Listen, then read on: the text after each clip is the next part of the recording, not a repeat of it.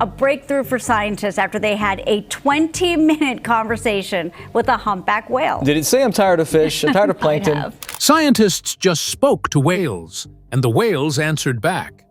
Not with splashes or playful squeaks, but with a structured language hidden in the ocean for millions of years. What if I told you AI just cracked the code of whale speech? This is the sound of sperm whales. They communicate using clicks called codas, and now scientists say we are closer than ever to actually understanding them. That deep below the waves, whales have been sharing messages we've ignored.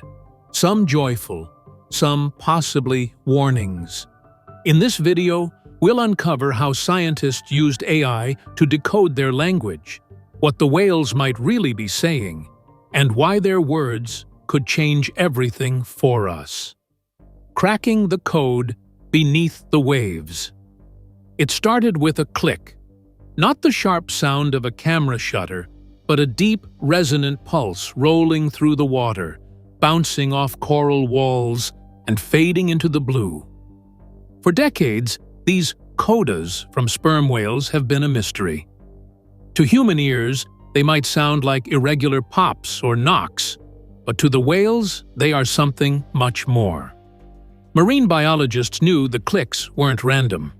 The rhythms repeated with uncanny precision. Some patterns seemed to identify individuals, almost like a personal name. Others appeared during specific events, pods reuniting, calves calling their mothers, or groups diving together into the deep. And yet, despite decades of listening, no one could crack the full meaning behind them. The problem wasn't curiosity, it was capacity. Decoding a potential non-human language required immense amounts of data and an understanding of patterns too complex for manual analysis. For most of modern science, the process meant sitting for hours with hydrophone recordings, manually creating spectrograms, and making educated guesses. It was like trying to translate Morse code in an alien language without a key. That changed when marine bioacoustics collided with artificial intelligence. Suddenly, scientists didn't have to just listen. They could train machines to listen with them. One of the most ambitious efforts came from the Cetacean Translation Initiative, or Project SETI. Their goal? To build the world's first AI model capable of decoding whale communication. This wasn't just an exercise in curiosity. If successful, it could be one of the most profound breakthroughs in human history, bridging the gap between our species and another intelligent life form right here on Earth. In Dominica, sperm whale recording began in one of the more natural laboratories, whereby stable multi-generation family groups could be identified, tracked, and studied over the years. Hydrophones were put in place, and non-invasive tags, consisting of hydrophones, an accelerometer, and a magnetometer, were used to record whale sounds, movement, and social context. The results were staggering. In a few years, SETI amassed over 50,000 hours of recordings, the largest such data set ever.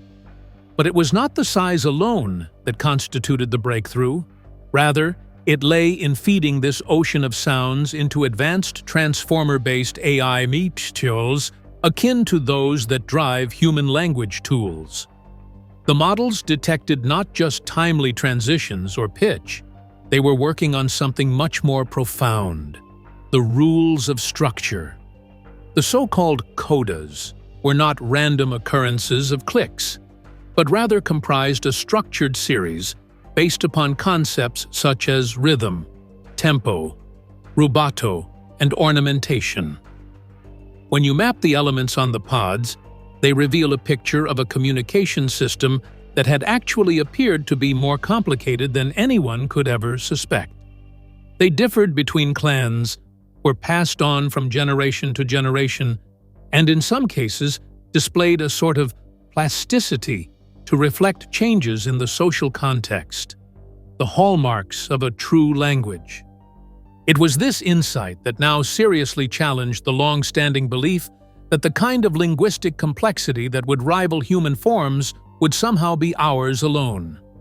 The implication being that 50 million years back whales had been talking an exceedingly complex and structured language, and with AI finally helping us understand it, one question became impossible to ignore. If we can now hear their words, what are they actually saying? The dialects of the deep. Once AI began pulling apart the building blocks of whale codas, something unexpected surfaced: variation. Not just between individual whales, but between entire pods, regions, and even ocean basins. To a human, the differences might be subtle, like the difference between a British accent and a southern drawl. But to the whales, these changes in rhythm, tempo, and ornamentation aren't just quirks, they are identity. In Dominica, where Project SETI focuses much of its work, family groups, known as units, have their own distinct patterns. A calf born into one pod will spend over a decade learning its unit's dialect.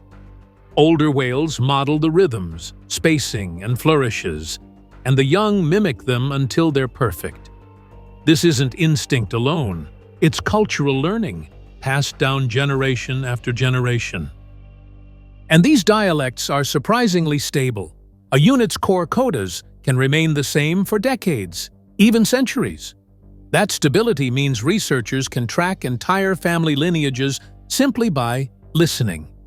A particular click sequence might tell a whale exactly who they're communicating with, much like hearing a familiar voice across a crowded room. But dialects aren't rigid. Adult males, when they leave their birth units to join other pods, often adapt their vocalizations to match their new social group. It's not unlike a human moving to a new city and gradually picking up the local slang or intonation. This level of vocal flexibility points to something bigger: a social awareness of the audience and the ability to intentionally shift communication style. To this point, cultural bartering has drawn parallels between non-human and human languages, and here it becomes impossible to once again state such an obvious fact. A dialect is more than just a physical sound. It fosters a sense of belonging. It unites pods or marks the difference. Thus, the way whales maintain their affiliations is shaped. Some scientists even propose that these variations could play a role in mate selection, conflict avoidance, and fellow pod cooperation. It is AI that has made grasping such patterns an easier task. Identifying a dialect, prior to machine learning, would require months of careful human analysis, sifting through hours of recordings for subtle variations. Now, within a matter of days, machine learning algorithms analyze massive data sets and flag not only the presence of a dialect, but its evolution over time. And the thing is, evidence suggests evolution is happening at this very moment. The researchers observed slight changes in ornamentation and rhythm in some areas, something that might reflect cultural drift, the gradual transformation of a dialect over generations. In other instances, whales confronted by new pressures, both environment-induced and human-caused, seem to very rapidly change coda production, adjusting to the demands of a new situation. Now, just compare that with the whaling. It is really surprising when you think about it that such huge mammals would be able to do that. Humans change language continuously and create new words, delete old ones, borrow phrases from other cultures, and take them for granted. But in whales, these same processes, the slow churn of cultural evolution, are happening in the depths, beyond our sight, but not beyond their hearing. It begs an obvious question. If these animals possess dialects and cultural traditions within their language, have they not been engaged in having conversations, complex and meaningful conversations, for longer than we have been around to eavesdrop? But listening was never the end goal for Project SETI. Because once you learn the language, there's only one thing left to do: speak it. speaking whale, and getting an answer. For decades, humans have listened to the ocean like eavesdroppers at a party we weren't invited to. Project SETI was determined to change that. Once AI had mapped the rhythms, tempos, and emotional nuances of sperm whale codas, the team decided to attempt something unprecedented: speaking back. But this wasn't as simple as replaying recorded whale sounds. That would be mimicry, not conversation. The challenge was to generate entirely new codas that followed the whales' grammatical rules, reflected their emotional tones, and matched the dialect of specific pods, all without directly copying an existing whale's voice. In human terms, it would be like composing an original sentence in a language you'd just learned, hoping the native speakers would understand. The stakes were high. This was no longer passive observation. This was active interspecies communication. And the risk was clear. If the whales ignored the attempt, it could mean the AI's understanding was incomplete. Worse, if the whales reacted negatively, it might reveal we'd crossed a line they didn't want us to. The first test took place off Dominica. The researchers positioned their vessel near a pod they'd studied extensively, a group that had been tagged acoustically and whose dialect was well documented. Submerged speakers were lowered into the water. Then, one by one, the AI-generated codas played. A greeting call, a reunion sequence, a social engagement pattern. The scientists held their breath. A mother and calf quickly responded to their reunion call and turned toward the sounds that were coming from the boat and swam closer to it. Another test caused the pod to halt entirely, and their clicks came back toward the AI in sequences timed precisely with its own. In some cases, the whales lingered there longer than they usually would appear, as if paying very close attention.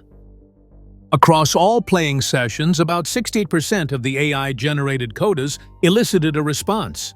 Some whales approached. Others returned codas that conformed to the structure of what they had just heard. A few even modified their ornamentation, adding a few extra clicks here and there or changing the pacing way the scientists had previously documented in high-engagement social exchanges. This was much more than mere curiosity. It seemed that whales recognized these sounds to have some meaning.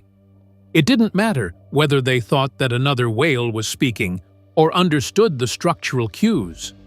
The fact was, this was the very first time recorded in history that humans constructed original sentences in the language of another species and answered the species. Something even more curious happened after the few days following the experiments.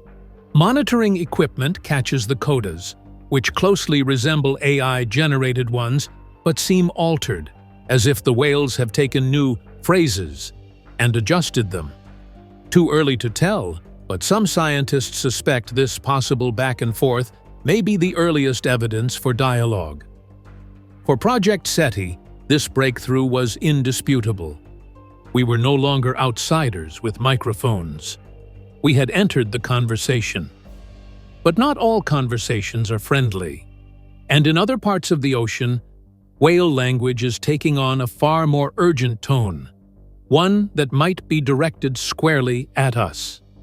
The hidden warnings in whale speech. The playback experiments proved that whales could understand and respond to human-generated codas. But as Project SETI's database grew, the AI began to detect another layer in whale communication, a pattern that carried less of the warmth of greetings and more of the weight of caution. It started when researchers compared whale vocalizations recorded in remote, undisturbed areas to those captured near busy shipping lanes, fishing zones, and areas with heavy industrial noise. The contrast was subtle but unmistakable. Certain codas appeared far more often in the presence of human activity, and almost never in quieter regions of the ocean. One pattern in particular caught the team's attention: a rapid, rhythmically complex sequence repeated in sets of 3, followed by an unusually long pause. It wasn't used during social bonding or hunting. Instead, it emerged almost exclusively when large vessels were nearby. Was it a stress signal, a territorial warning, or something even more sophisticated? A message passed between pods about the presence of a potential threat? AI cross-referencing added a twist. The same sequence appeared in recordings from pods that had never interacted with each other but lived in high-traffic regions thousands of miles apart. That suggested the codas weren't just a local habit. They might be spreading. Some scientists began to whisper about interpod alert networks, whales sharing environmental intelligence across clans, even across oceans. If true, whale communication would be even more about the immediate social interaction, but rather like that of an extensive, distributed system for broadcasting information about the world, much like human news networks. Perhaps even the subject of that news could be us. If new codas are indeed being created and shared by whales in response to human noise and ship traffic, that is cultural adaptation as it happens. It's a sobering reminder that our presence is not neutral in the ocean. Every sonar ping, every engine thrum, every drilling operation could be shaping and perhaps distorting an ancient language system. The more the researchers studied these boundary codas, the more they began to notice the unsettling things, such as the fact that in places where human activities are so intense, it is significantly used by whales but more frequently than other kinds. This probably indicates some sort of adding message refinement, or even jazzing it up as variety.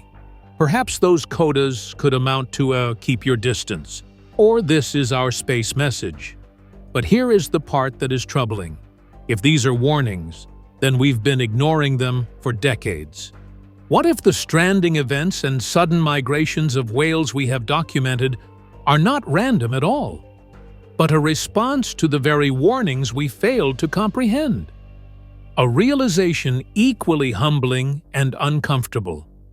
We had long assumed that the ocean was quiet unless we decided to listen to it.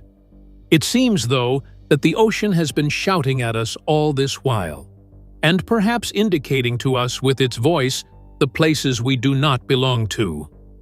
For Project SETI, the whole conceptualization was flipped around. It was not simply a matter of whale language for the sake of curiosity anymore. It had to do with what we would do with the result. Because while sperm whales might be offering diplomacy, another species is sending a very different kind of message, and they're delivering it in ways no one can ignore. Orca uprising, communication in conflict. While sperm whales have been quietly refining an ancient structured language, another cetacean species has been making headlines for something far more confrontational. Off the coasts of Spain and Portugal, orcas, also known as killer whales, have been targeting boats in a wave of incidents that has stunned both scientists and sailors. The first encounters, recorded in 2020, seemed almost playful. A few young orcas were spotted circling sailboats in the Strait of Gibraltar, nudging rudders and trailing vessels for miles. Many marine biologists chalked it up to curiosity, perhaps a side effect of the pandemic's quieter seas. But as the years passed, the behavior escalated. By 2024, there were over 670 documented incidents, including at least 4 vessels that were fully sunk. This wasn't random aggression. Analysis revealed that 93% of these encounters involved just 2 family pods, and many of the participating orcas were juveniles or subadults. That pointed to a learned behavior spreading within a close social network. The leading theory? A single female orca, nicknamed White Gladys, may have initiated the attacks after a traumatic encounter with a vessel, and others began imitating her actions. What's more, researchers started noticing a distinct acoustic signature to the attacks. Before converging on a target, the orcas used long-range whistles, sometimes audible over 5 miles. During the attacks, they emitted synchronized buzzing at higher frequencies, followed by coordinated calls after disabling a boat's rudder. These sounds were consistent enough to be recognized across multiple incidents, suggesting they weren't random outbursts, but part of a deliberate communication strategy. The chase has already split them, and scientists refer to this phenomenon as the real-time cultural cascade. Just like humans spread a trend or tactic rapidly through the social networks, so do orcas transmit behavior and the vocal cues that accompany it through their own form of cultural exchange. Fast and extreme adaptation now seems possible.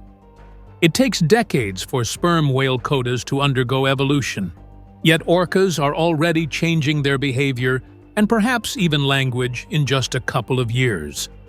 Cultural innovation under duress raises some disturbing motivational questions. These coordinated attacks simply learned play that spiraled into aggression? Or are these an actual form of protest, an intentional, expressive communication directed toward those vessels that invade their environment?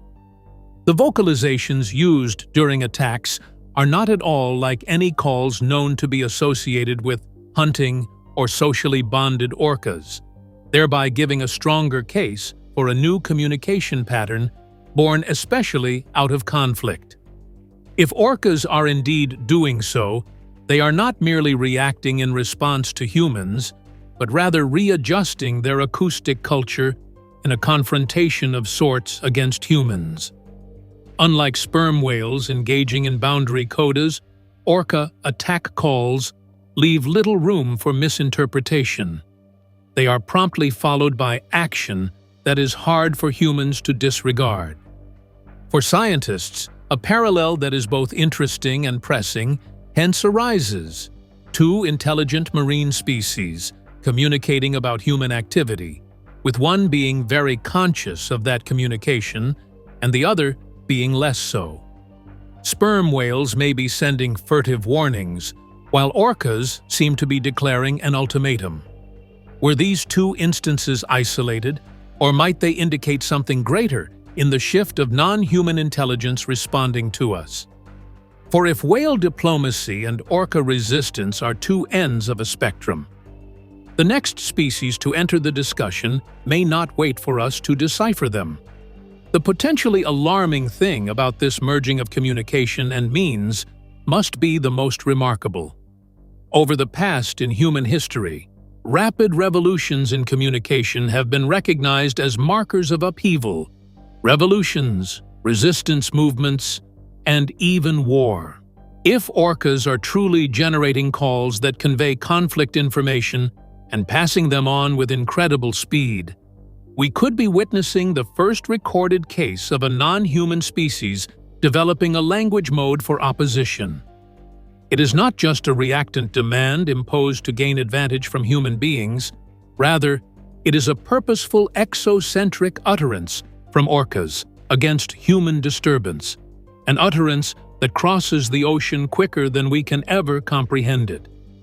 We've just started to understand whale language, rich with rhythm, emotion, and culture. Orcas show how quickly they can change under pressure. Now that we can hear them, will we listen? Like this video, subscribe for more breakthroughs in animal intelligence and share your thoughts below. And when you're ready, watch the next story waiting for you on screen.